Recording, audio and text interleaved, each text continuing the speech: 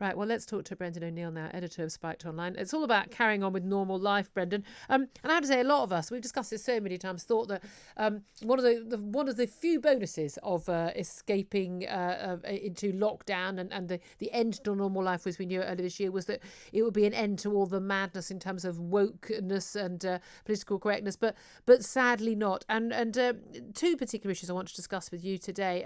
One is the MPs being told to have unconscious bias training courses in the Commons. First up, though, JK Rowling, yet again. The author, the Harry Potter author, is the subject of a hate campaign online. Tell us what her terrible, terrible misdemeanour was this time. Her speech crime is that she has published a new novel under her pen name, Robert Galbraith. She writes the Strike detective novels under that name. And apparently the latest one has a backstory which involves a man who dresses as a woman and then murders women. And of course, everyone is screaming that this is transphobic. This proves how much she hates trans women, even though this is a cross-dressing man, not a trans woman. And the reaction has been completely hysterical. People have been burning her books. They've been putting videos on TikTok of them burning her books.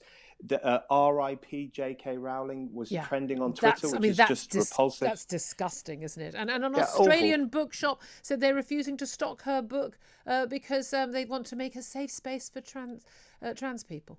It's actually gone insane. We've now reached the book burning level of political correctness. That's where we're at.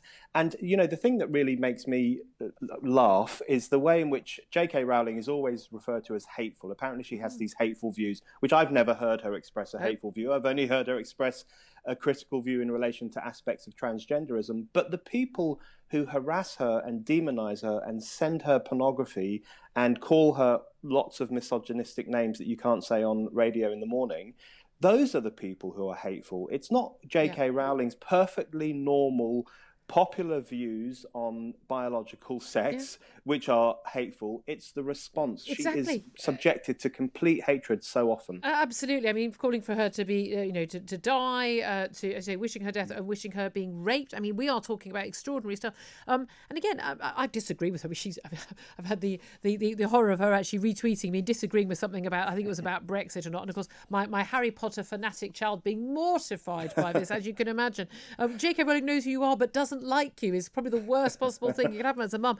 But I mean, on this, massively supportive of her. I have never once in any debate with her, anything I've seen online, anything she's ever written or said about trans people, never seen her express anything remotely resembling hate or negativity. She's always expressed nothing but support and empathy for trans people. She has simply been speaking up for the rights of women to be protected and girls to be protected in the face of men who would use and abuse trans rights to gain access to hurt women. She's been so clear about it. It is willful attempt by these people to release something else. What do you think motivates it? I mean, is it just that these people, I don't like to play the sexism card, Ralph, and I think most of the time it's a load of nonsense, but do these people just hate women?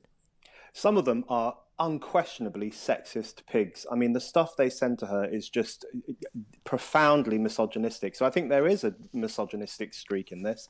I think a lot of it is whipped up by mainstream commentators as well. I think, when you have the likes, I'm afraid to say, when you have the likes of Owen Jones or Paris Lees tweeting about JK Rowling at a time when she has been subjected to non-stop misogynistic abuse and death threats, that is highly questionable behaviour. I think the thing that really winds up the PC lobby about JK Rowling is that they can't cancel her. She's too big, she's too global, she's too established. So she reminds them of the limitations of their censorious power. Yeah. And that drives them completely mad because this is one person who won't take the knee to their identitarian but also, politics. She's not someone they can write off as racist, as hideous Brexiteers, whatever. They thought she was one of them. and now they think she's turned on, as opposed to just expressing the views of 98% of people in this country, none of whom would ever dream of abusing or thinking anything bad about anyone who was trans. Live your life, wear what you want, be who you want, that's fine. But we need to talk about protecting women. Let's briefly also talk about the up to 40 Tory MPs who apparently are planning to boycott the unconscious bias training courses in the Commons. But Boris Johnson apparently went on one of these courses. The vice chair of the party under Theresa May, Ben Bradley, he lost that job while at some point, I can't remember what wrong thing he was guilty of at that point, but he has said he just refuses to go on what he says is a metropolitan groupthink that's intolerant to any diversity of views and refuses to take part. I have to say, I applaud him. What do you think? I think Ben Bradley and the other MPs who are refusing to do the unconscious bias training are absolutely right. This is a very divisive ideology. It's based on this idea that everyone has this inner racist, everyone is a hateful individual. You would say that. You're a white man, Brendan. You would say that. You're just unconsciously biased. And this idea that we all have to be cleansed of our inner sins by these kind of experts and these therapists, it's a very authoritarian, very divisive outlook. And I think what we ought to be moving towards is a society that doesn't think about race. We were almost getting there until the kind of PC lobby, woke lobby came along, rather than this society which is constantly saying to people, think about black and white, think about how you engage with other races. It's an ideology. This unconscious bias idea actually is more likely to increase bias and increase racial thinking rather than defeat it. Yeah, I mean, you know that, and I know that, and the vast majority of the population knows that, but apparently this stuff continues apace. Keep up the good fight. I know you are trying. Brendan O'Neill, editor of Spiked Online, thank you very much indeed for joining me.